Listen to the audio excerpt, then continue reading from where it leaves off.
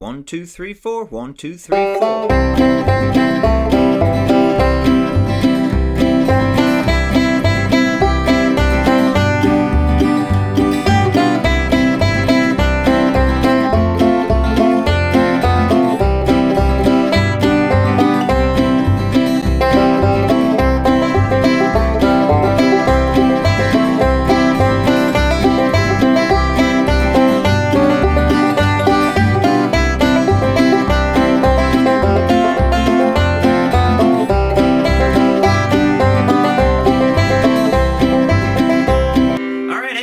Banjo land. Mike Hedding here. Got another banjo lesson for you today. We're going to be tackling the classic song, She'll Be Coming Around the Mountain.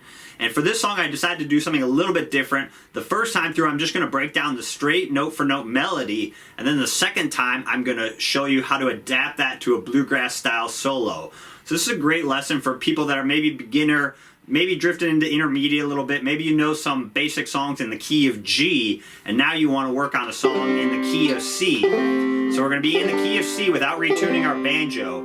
And this is going to be a great lesson on looking at the differences between how do you adapt a single note melody and then how do you make it sound like a bluegrass banjo solo. So I'm going to break down both parts note for note and then show you a bunch of backup stuff you can do. So here's She'll Be Coming Around the Mountain in the key of C. Okay, so let's start by breaking down the single note melody to She'll Be Coming Around the Mountain. We're in the key of C, but I'm just in standard G tuning, so I didn't change any of my strings. I just got my standard G tuning, and we're going to work on playing out a C, but while playing in G tuning.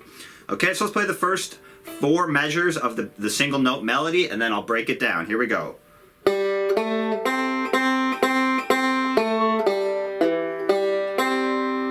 Let's do that a few more times.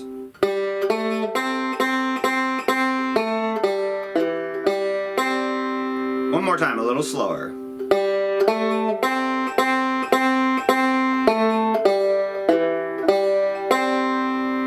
Okay, so we're just going to be working out of our C chord, so keep your C down. And we're going to start with open 3rd string, and then 2nd fret on the 3rd string with your 2nd finger, your middle finger of your left hand. And I'm playing those each with my thumb of my right hand. Okay, so that starts on beats 3 and 4, so the best thing to do is count 1, 2, and then we're going to play those 2 quarter notes. So that's beats 3 and 4, so 1, 2, 3, 4.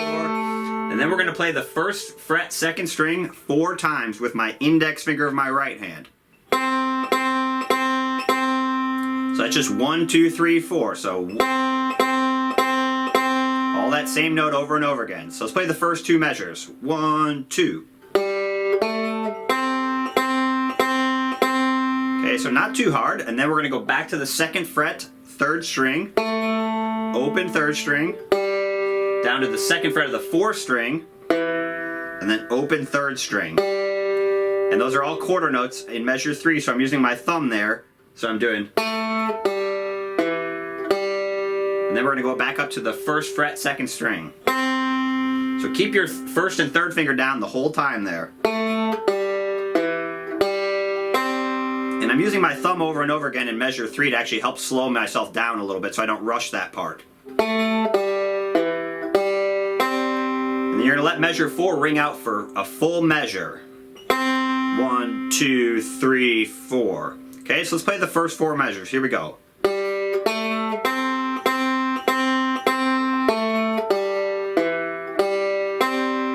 One more time, a little faster. 1, 2.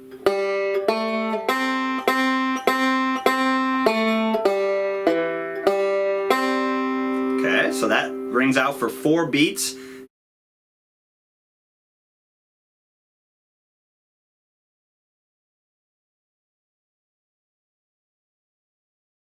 Alright, so now that we've broken down the single note melody, let's look at adapting that to a bluegrass style solo. So like I said, we're not going to be playing note for note melody, we're going to be approximating the melody using rolls. So let me play the first 4 measures and then I'll break it down.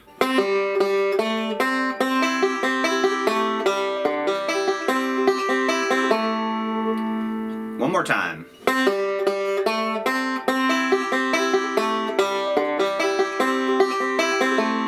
Okay, so let's start with measure 17. So we're going to start with a pickup. This time we're going to start a little bit earlier on the and of beat 1. we're going to hit the first fret of the second string with our index finger of our right hand, and then we're going to hit the open third string twice, and then second fret, third string. So we just added a few more notes. Instead of just coming in on beats 3 and 4, which you could do, we just made it a little bit more banjo kind of pickup. Gave it a little bit more definition on how we're going to come in. So 1. So it's 1 and 2, 3, 4, 1. And really important to use your thumb there 3 times in a row after that first index. That'll help slow you down and get the timing. And then for measure 18, we're going to keep your first finger down. You're going to hit the first fret, second string. And then we're going to do the Foggy Mountain roll. So you hit index, then your thumb's going to come down. You're going to do thumb middle. Keep your C down there. So index, and then thumb middle. Then your thumb goes up to the 5th string, and we're going to do 5, 2, 1, 5. So keep your C down the whole time there. So just looping that measure 18. So that's called the Foggy Mountain breakdown roll. Very common roll. Also notice how we're adapting that. Instead of going like we did in the single note melody, not that interesting necessarily just to play those 4 notes right over and over again like that. So what we did is we took that position and added a roll. So again, it's approximation of the melody. It's not, you know, it implies that. Okay, so now for measure 19, you're going to hit that last thumb, open 5th string at the end of measure 18. And then we're going to put the 2nd fret down on the 3rd string. And really important, you got to play that with the index finger of your right hand because you just played the thumb at the end of measure 18. So hit that with the index finger of your right hand. And then open, and I'm going to let my thumb and my right hand come down.